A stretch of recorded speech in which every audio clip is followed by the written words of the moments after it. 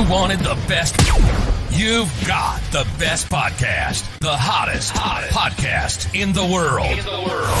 The Chris Voss Show, the preeminent podcast with guests so smart you may experience serious brain bleed. The CEOs, authors, thought leaders, visionaries, and motivators.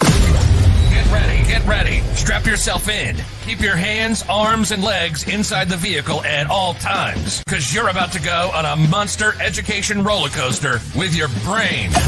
Now, here's your host, Chris Voss. Hi, folks. It's Voss here from the ChrisVossShow.com. There you go, ladies and gentlemen. That'll wake you up. That's what she's there for. For 14 years, I had to sing that bit. No one really wanted to hear that. And now somebody else does it, so we certainly love that. As always, we have the most amazing authors and minds on the show to be able to share with you their stories of life, their journeys, their lessons, and help make your life better. And if your life isn't better after listening to the Chris Voss Show, you can go back and listen to all 2,000 episodes in over 16 years. Because if you're not getting it, well, then it could be you. There you go. So we have an amazing author on the show with us today. We're going to be talking about her book. It's called Elearning Gold, the ultimate guide for leaders, how to achieve excellence in your distance education and training program. This is always important. Annette Levesque is on the show with us today. She'll be talking to us about her book, her insights, what she does, and how she does it. She's an award-winning author, innovator, educator, and entrepreneur dedicated to building excellence in virtual education and training systems. She holds a master's degree in distance education and founded one of the world's first completely virtual accredited private schools. Today, she shares her expertise with universities, colleges, high schools worldwide to provide distance education opportunities and is sought after for a consultant for business leaders to advise on employee training programs. As a philanthropist, her mission is to create barrier-free programs for children and women in need of access to education. Welcome to the show, Annette. How are you? I'm great. Thanks, Chris. I'm so happy to be here today. And we're happy to have you as well. Give us your .coms. Where do you want people to find out more about you on the interwebs? Yeah, my .com would be AnnetteLevesque.com, and you can find the book at elearninggold.com. And then I'm on all the usual social media stuff. On all the social media stuff that's out there. Yeah. There's always something new they're working on these days. So give us a 30,000 overview of what's inside your new book. Well, Elearning Gold, I wrote this actually during the pandemic. So as we know, during the pandemic was a time when whether you might have been launching or running a face-to-face program, but everybody had to go online, whether they were ready or not. Mm-hmm. I call it basically crisis launches. So everything was sudden, unplanned. And now today, in the post-pandemic world, we still have these systems in place. And, some organizations have spent quite a lot of money on these systems, but they're not quite sure how to evaluate them. Mm-hmm. And many of us in executive positions as well, we're not techies. And, we don't want a book that's just on technology, but we need to know the right questions to ask our tech teams to measure the health of our program. So this is a toolbox of sorts to help make that job easy. There you go. And I mean, remote work, remote training, remote education is probably, for the most part, here to stay. Aren't you finding after COVID is kind of rounded up? Absolutely. And I mean, some of these systems are big ticket items for organizations. So they've invested the time and money, and now it's just time to pause and evaluate them and figure out what to do with them and to make these programs successful. And why is it different to train over, and when you say distance, like a lot of times you mean online or remote, I guess. Why is it so difficult to train in person and monitor the results and et cetera, as opposed to distance and remote? Well, the differences between distance and face-to-face, one of the primary differences is the level of engagement that we have with someone. So, there's many levels of distance learning, and they use the terms like distance learning, e-learning, online learning, virtual learning. It all refers to the same thing. And there's different levels of engagement in different types of learning. So in a classroom, if I have a question or things aren't going well, you can have a pretty not great course. and a really awesome teacher, and the teacher can kind of make up for that. In a virtual learning system, the teacher acts more as a facilitator. The roles are very different depending on the type of course. So if the course is not good, and if you don't abide by some instructional design principles, and if there isn't training for teachers, then it can be a really poor experience for learners. And you see things more like, so when classroom courses aren't going well, we'll see high failure rates. You'll have the whole school and there's that one class where, and I used to get the calls sometimes in virtual learning where everybody, more than 50% of the kids are not passing. And there's a reason for that. In virtual learning, you'll see more incompletes. So people just drop. We get bored. We don't want to finish it. We're not engaged. And that's a huge problem for organizations. Yeah, it's because when you're sitting in a classroom, you're kind of in a contained environment. In my childhood, it was more like a prison, but school. No, it wasn't too bad. I mean, you're right. Teachers that were amazing and energetic, energy cells, and charismatic. I mean, I had some that they made history come alive, and history can be. It's not it's not as fun as I don't know. I don't have a joke for that. So, it's funny how that's a joke. But and then other times, there were classes where you could see everyone in the room was on their desk drooling out the side of their mouth because they were so bored out of their mindset, even by a live teacher. But you're in a contained environment. You're there to train. And I imagine at home there's so much distraction too that you're competing with as well, like kids and dogs and cats and going get food or just doing anything like screwing around the computer playing video games or something rather than learning. Exactly. And I mean, virtual learning in its origins, it was never really designed to replace face-to-face learning fully. During the pandemic, I heard of kids spending 7 hours a day online on their computer, and I was just like, no, don't do it. It wasn't intended for that. It was intended to supplement what we're doing, or to fill in the blanks for things that face-to-face. There's some really great perks to it that face-to-face classrooms cannot do. So, as you said, when it's completely online, and if there's no engagement, it can be it's like a snooze fest.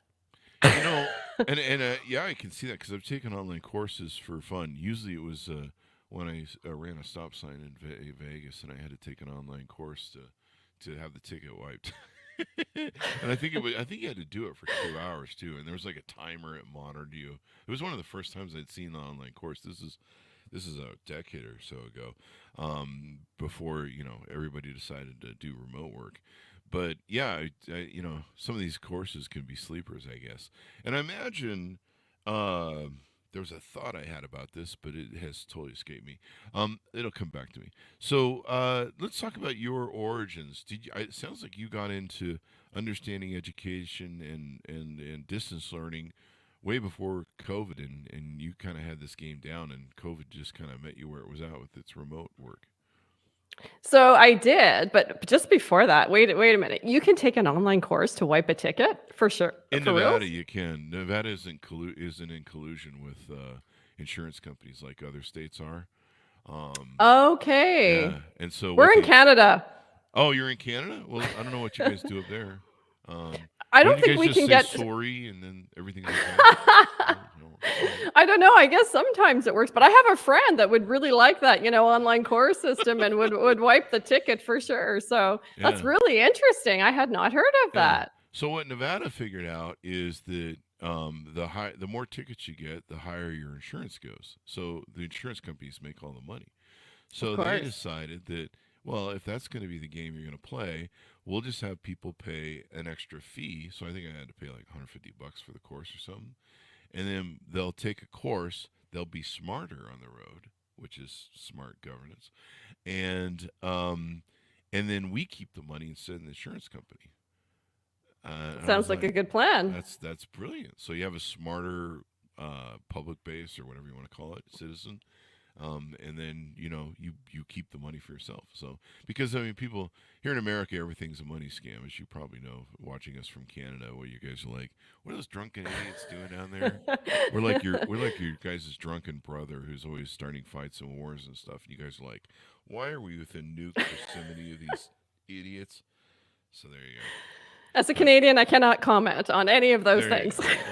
Well, you guys are like the good half of North America. Aw. You guys are the nice people. Plus, you guys originated Rush, so we got to, and Second City comedy. We got to give you that. True. So how did you get interested in this? How did you kind of grow up, get motivated, and find your way into this business? What was your journey there? Yes, the origin story. Yeah. So I've always been fascinated with technology, even back in the days where I think I didn't have a first laptop till maybe teachers college. I'm dating myself here. So, but I've always been really fascinated with it, and I've always been able to kind of figure things out, I guess, on my own. And you combine that with a bookworm and kind of an entrepreneur degree. I finished my education degree, and I had my first teaching position actually, filling in for somebody who was on leave.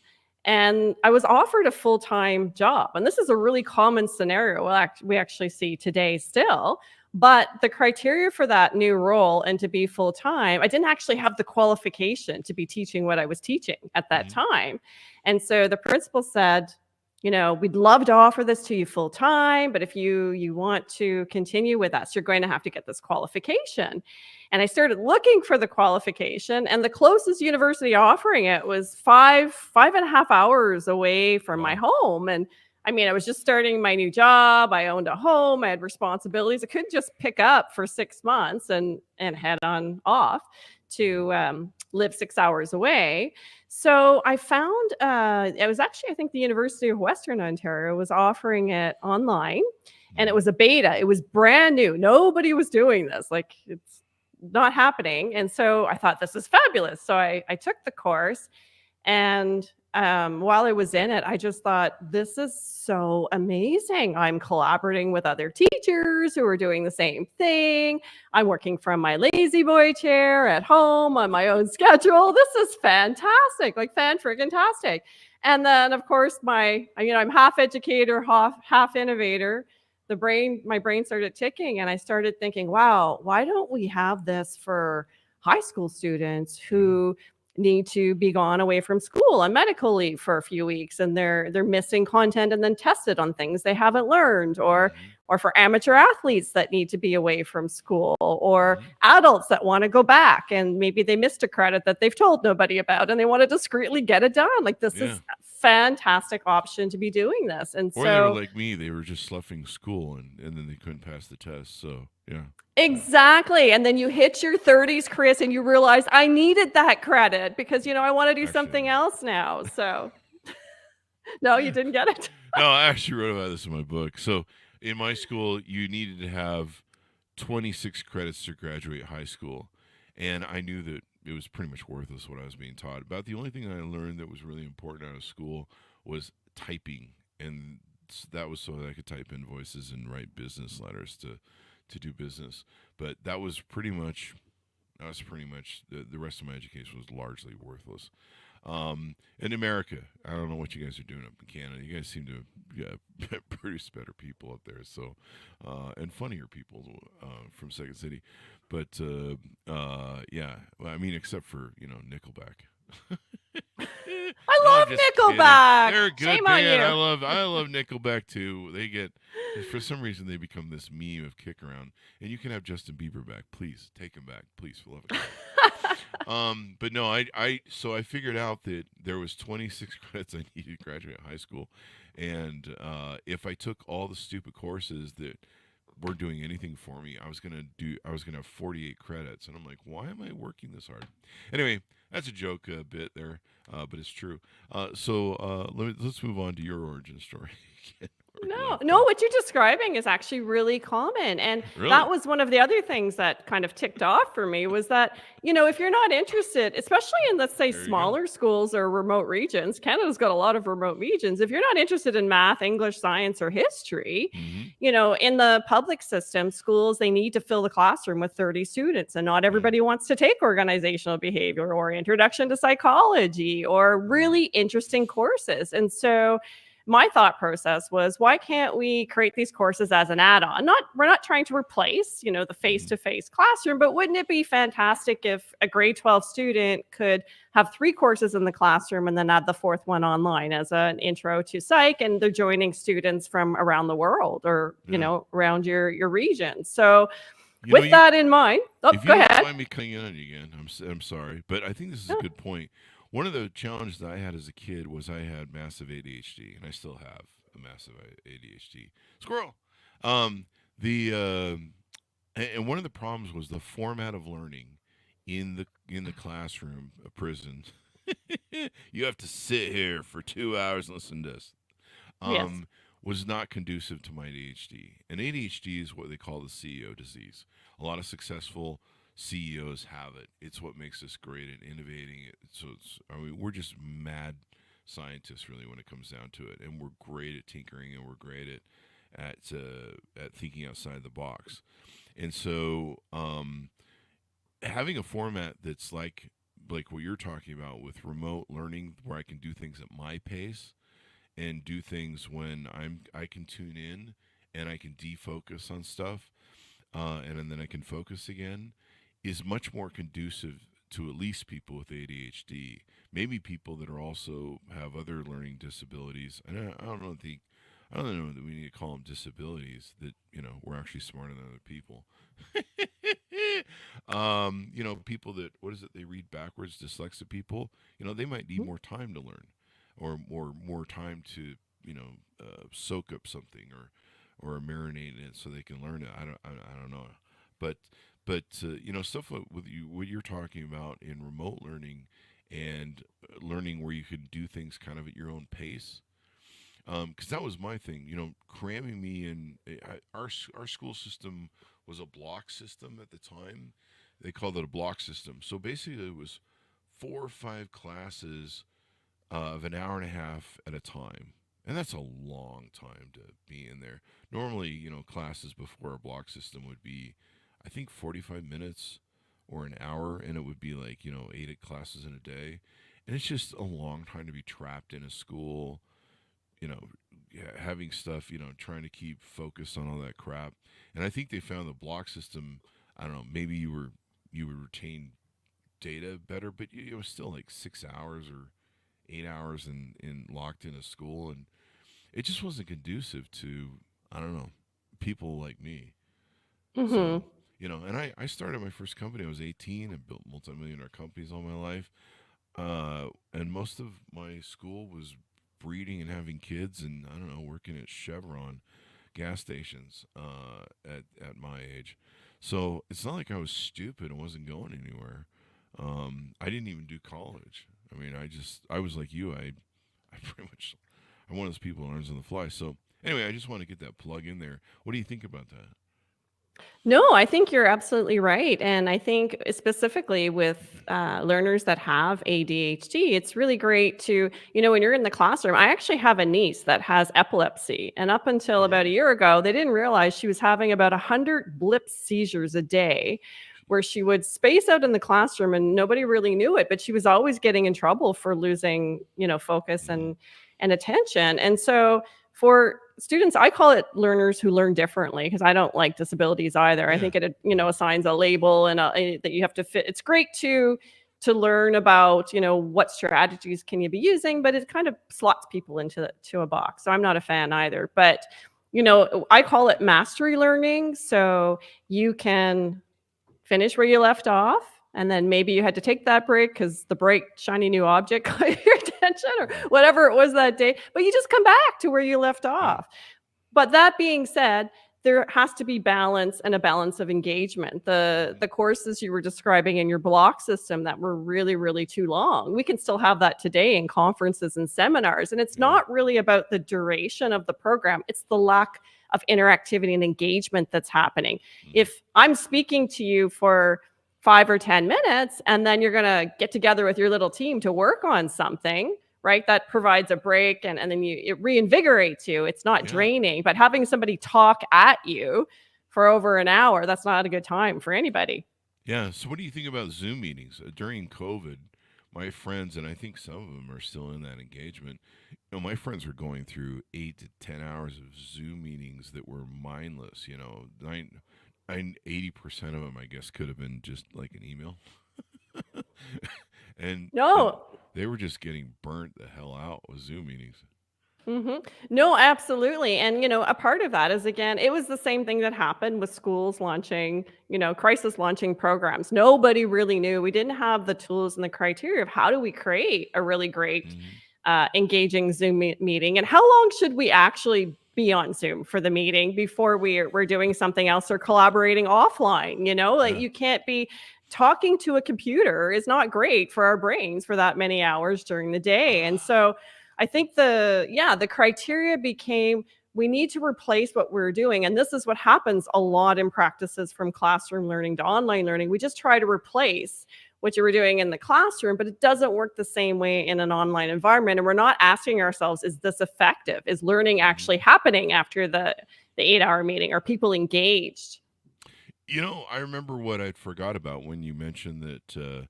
It's different when it's not in person.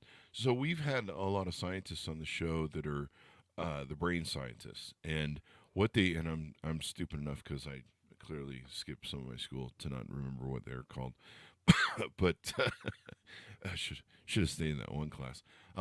But they're brain scientists who study the mind. And what they talk about on the show is these two-dimensional screens world that we live in, the phones, the computers and stuff. We're not meant to our brains aren't wired for this at all. Our brains are wired for three-dimensional interactional experience, one-on-one human beings to each other, where we can monitor not only facial monitors, facial cues, facial body language, but also body language of the rest of the body. So, you can see hands, you can see movement, energy flows through the whole body, especially if you're like a great teacher, a charismatic leader. Um, and when people can't see that whole picture, their brains get stunted. They're like, what's going on? And that's why we're having real problems with our society and people being able to be intimate with each other and be able to have conversations. I mean, I call people and they're terrorized to have a phone call now here in America. Why are you calling me? We have people that I'll even have people that will come to the door to deliver something, and they'll honk and send a text message. I'm out front at the curb, and you're like, Jesus, is it too hard to walk 20 feet to the door? You might meet me, like it's really interesting. So they've talked about this and how number one, it's bad for us, and I imagine it probably impacts learning as well, because you don't have the three-dimensional teacher in front of you. And it's the same actually with our learning materials. I was always torn on the topic of digital books Mm-hmm. because they're so convenient. And when I used to work on projects in developing countries where it can be really, really hard to get a book there, that's the option you're using. But we know that when we have a physical book that you can tangibly feel and you can flip the pages and you can highlight it and you can, navigate it and come back to it, it's not the same experience. And we don't digest the same amount of learning as when we're reading it completely online. Definitely. So but we compensate, we compromise, and all of it is about balance. Yeah, I was having that problem where I was trying to do 100 books read a year, and I was banging through Audible at like 2.5 times speed. So the author's like, and we had somebody come on the show who talked about reading retention. They're like, so tell me a recent book that you read, Chris. And I told him, and he goes, what do you remember from the book? And I'm like, the title. Yeah. I'm like, and he's like, no, you really need to get the book. You need to sit down. You need to mark it up. You need to, like you said, you need to mark it up. You need to make notes. You need to come back to it. That's how you learn. And he really made me rethink what I was doing. And I'm just like processing information in and out. It's just going right through the ether of my brain. So there you go. So Hmm. so you help advise a lot of companies and different people in investing in continuous learning and professional development. Why is it so crucial for organizations in today's business environment to start really looking at this as an investment, a long-term thing too? I guess because it's going to be here for a while. Hmm. Well, I would actually say that, way back when, if companies offered employee training plans and programs, we kind of saw it as an add on or a perk. It wasn't something that would necessarily maybe steer our decision and what company to work for, but it was, a valuable addition to the list of benefits that you could receive working with a company. But today, I would say we've gone more now from it being an option to it being critical to a company's success. And I think that in today's world and era, and especially with AI, the skill sets that we've acquired, the shelf life on those skill sets has never been shorter. Wow. So, we used to just invest in online training. We saw it more as upskilling or career advancement to move towards that better job. But actually, it needs to happen now to be able to retain your existing competencies within your current role and to be able to remain competitive as a company and to be able to react to change. Mhm. If learning and if employee training is part of a company's culture, then when new things like AI, come up, like a massive sort of flipping the world on its belly come about, it's not such a culture shift to have to invest in learning time to be on par and be up to date. There you go. How can virtual learning worlds enhance access to professional training opportunities for employees? How can if I'm a leader, how can I look at that as a way that we can make employees better? Well, you really need to start by when we're creating these programs for our employees and our staff by talking to them to see, what skills. A lot of times we launch courses and we don't ask or we don't check in to see what do people already know and what do they need.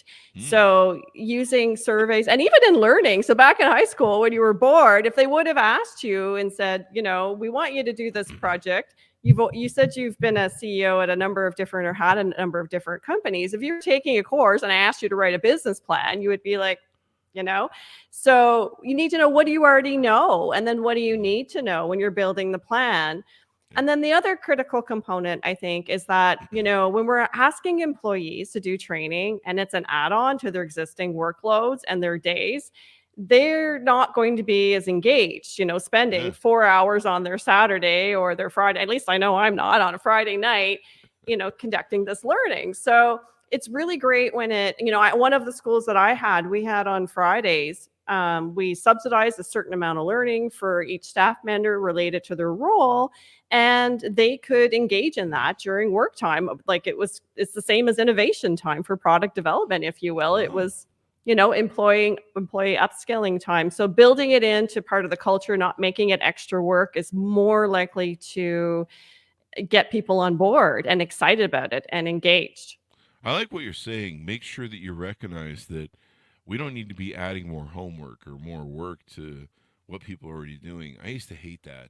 I worked before I worked for myself. There was an environment I worked at a corporate thing where they were constantly having these. We have an improvement meeting you need to come to, and I'm like, I have projects I have to get done today, Yeah. and do you just think I got nothing better to do all day than attend your little thing there?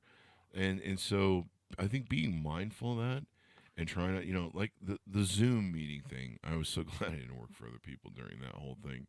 And I think some people are still doing it. I mean, I'll see people complaining about it on Facebook, like, I'm just in a Zoom eternity. And I'm just thinking, oh my God. And you always have the idiot who's asking all the dumb questions in the corner that has no business being there.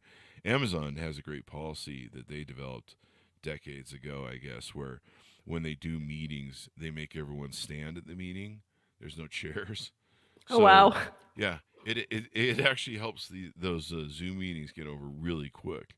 they in person that they were doing it. But yeah, when you're standing, they find that people got to the point much more quicker than they do when they're just lollygagging and everyone's sitting in a chair going,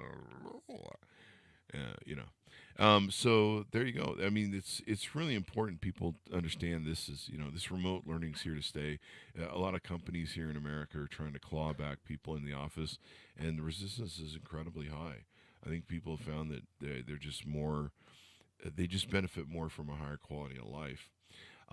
What are some of the key factors that contribute to successful integration of virtual learning environments with existing training programs?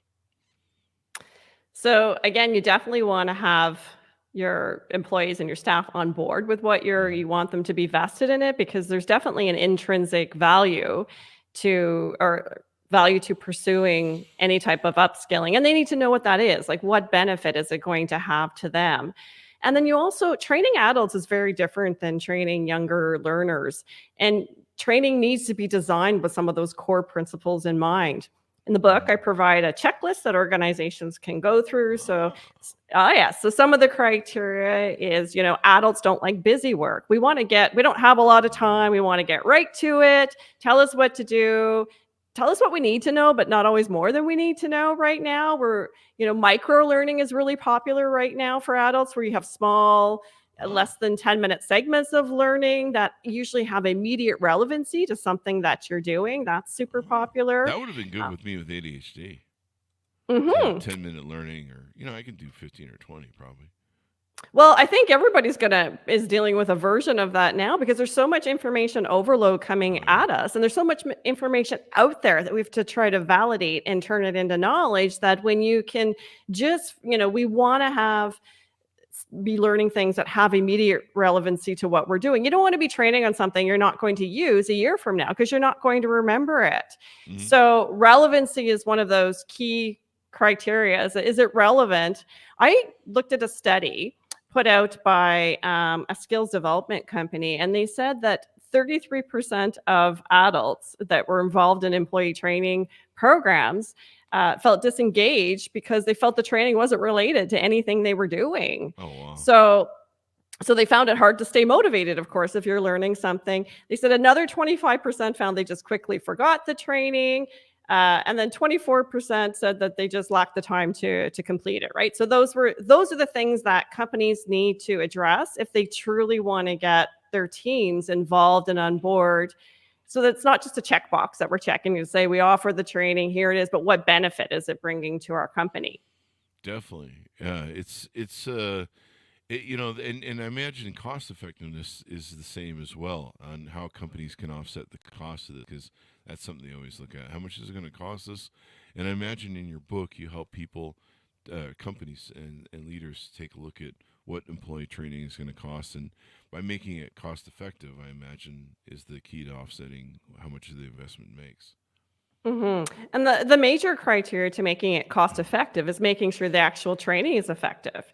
Hmm. The Association for Training and Development, they did a study, and they found that companies that invested in employee training actually experienced 24% higher profit margins. Wow. But that's if it's effective, relevant, engaging training, right? So there is a core benefit to that. And the cost factor, you're right, is the number one roadblock to CEOs and companies. They want to know, why should we invest in this training? What happens if we invest in employees and they leave? Hmm. So these are major concerns for them. And I always say, well, what happens if they stay? Yeah. But Yeah, what happens if they stay? There's a famous old story. I think it's from IBM, where a executive vice president lost. He did some sort of deal where he lost like 11 or $12 million or something of that nature, and he came into the CEO to tender his resignation, and the CEO said, "We just spent $11 million educating you on what not to do. We're not going to fire you." And so, what you said is a way to think about it. So, what about by offering these development opportunities? How does it help with employee retention and attracting top talent? Are there any numbers behind that?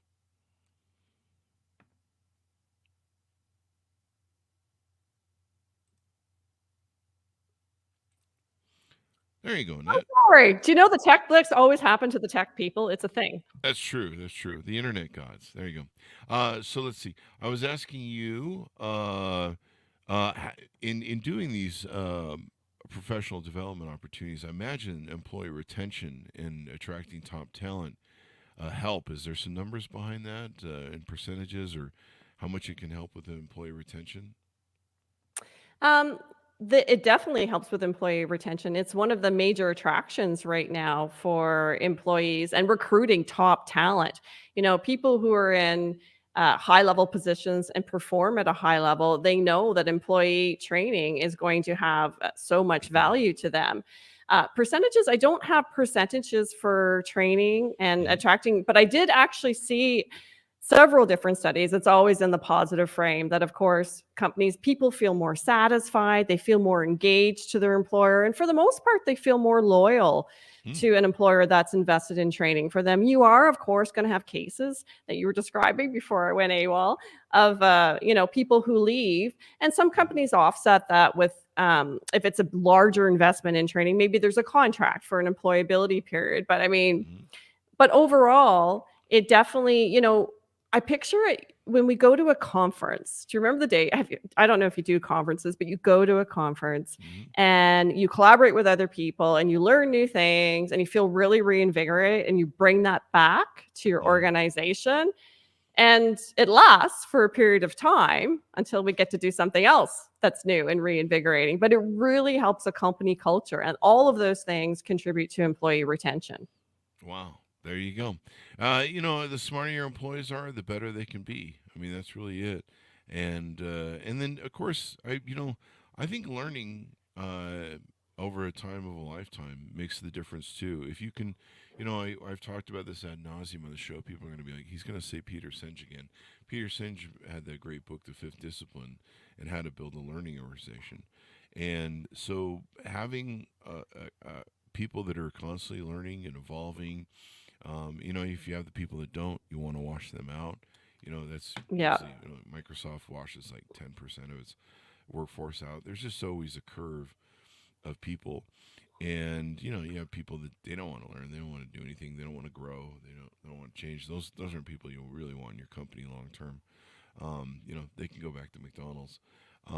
Sorry, I'm just mean that way. Tough love. That's what I deliver. But you want the people who are growing, because you want most of the people in your organization to rise up through that organization and become the leaders and eventually your CEOs. Pulling CEOs outside of a corporation is, I mean, it's a good idea sometimes, I guess, if it's a rock star CEO. But for the most part, you want people who they know the corporation, they've worked for decades inside of it, they understand the culture there, they understand some of the problems and things that are wrong with it internally that sometimes upper management doesn't see. And you want those people to Mhm. rise through the corporation with education, learning, uh, Mhm. and that makes all the difference in the world, I think. Mhm. Well, the people you're describing, I mean, they have an integrated lens, right? Hmm. And I mean, that's part of what I do when I go to organizations. If you've only ever worked in one role at a company, you have one lens and one perspective on how things should Hmm. operate. But when I started way back when with, 4 courses online in my first school and less than 50 students, and I had to build the course, teach the course, launch the company, get the schools accredited, then grow internationally when you've gone through that whole process. So now when I visit an organization and I look at their programs, I have a very integrated lens on how different variables can impact one another to create success or drastic issues within a problem. So retaining your employees, as you've just described, and providing those opportunities for advancement, it has a great benefit to companies.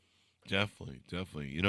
You mentioned it great, where it just helps so much, and this is your future leadership for your organization. Usually, they're the Mhm. people who are going to get promoted into from whatever the workforce level is at to management, and so you've got to plan for these people, because if they're not rising through the organization and getting better, over time you've seen people where it's like, hey, I'm the CEO and I started the bottom. I started the entry level 40 years ago or 30 years ago. And so it's so important to know this. So as we round out about your book, let's talk about some of the offerings that you do on your website that people can get to know. It looks like you do some speaking and some maybe some courses and consulting. Tell us about what you're offering there and how people can get to know you better there. Mhm. So yeah, on my website, anyone can you can contact me through my website, but I do a lot of teacher training, seminars, conferences.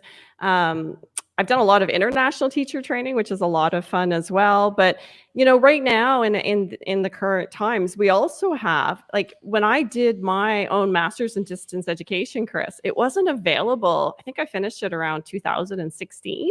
I Wow. had to do it later in life. So, and even any teachers I was hiring within my own schools, very few of them had any experience teaching in a distance learning program. So that's one of the criteria. If you're offering an employee training program, you need to have instructors that know about engagement and know some of these principles. And they're just not ready. They're still in 2024 not readily available to them because there's not enough people who've done the full journey from way back when to today. You can find information certainly on how to build a great course and how to now teach with Zoom.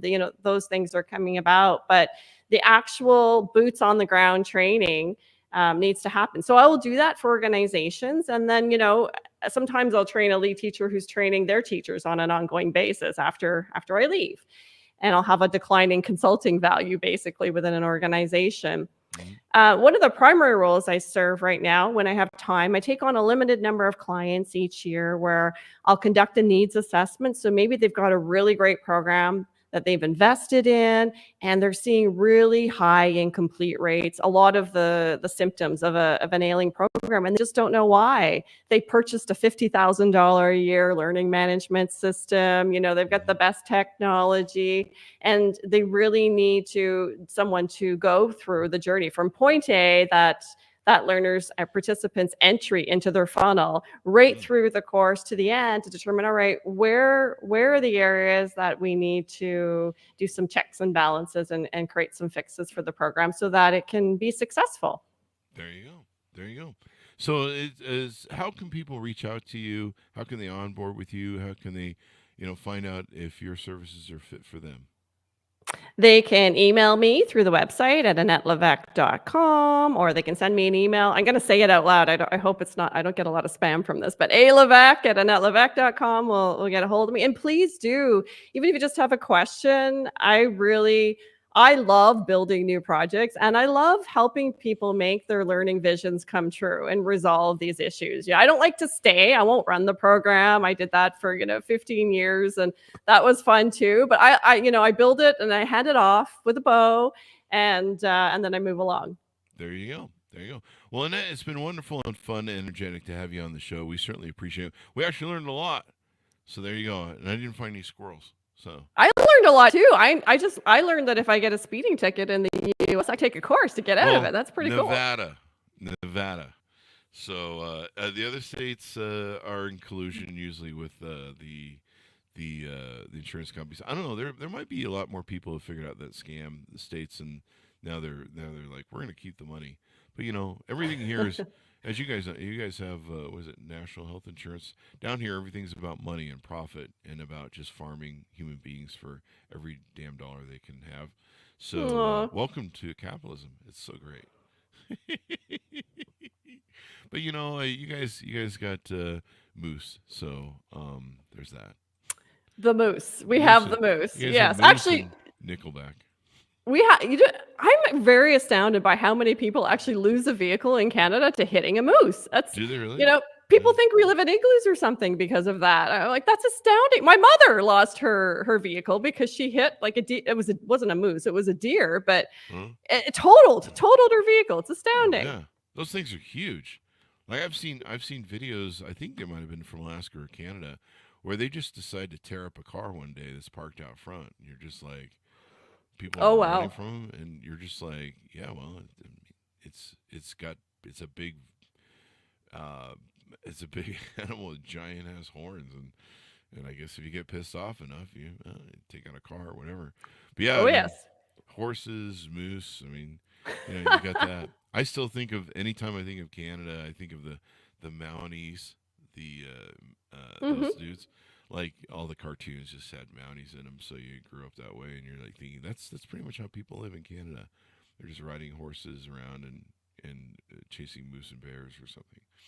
And it's always snowing. That's the image you guys have. So, but at least you guys have a nicer image. You guys, always say sorry all the time. We never apologize for anything as the asshole Americans, you know. And you guys are always saying a and a boot. So there you go. Annette, it's been fun to have you on the show. Thanks for coming on. Give us your .coms as we go out one last time. It's AnnetteLevesque.com, and my book can be found at elearninggold.com. There Thank you you go. so much, Chris. It was wonderful. Thank you, and thanks for coming on. Thanks, John, for tuning in as well. Go to goodreads.com/Chris Voss, LinkedIn.com/Chris Voss, Chris Voss, one of the TikTokity, all those crazy places around on the internet. Thanks for tuning in. Be good to each other. Stay safe, or else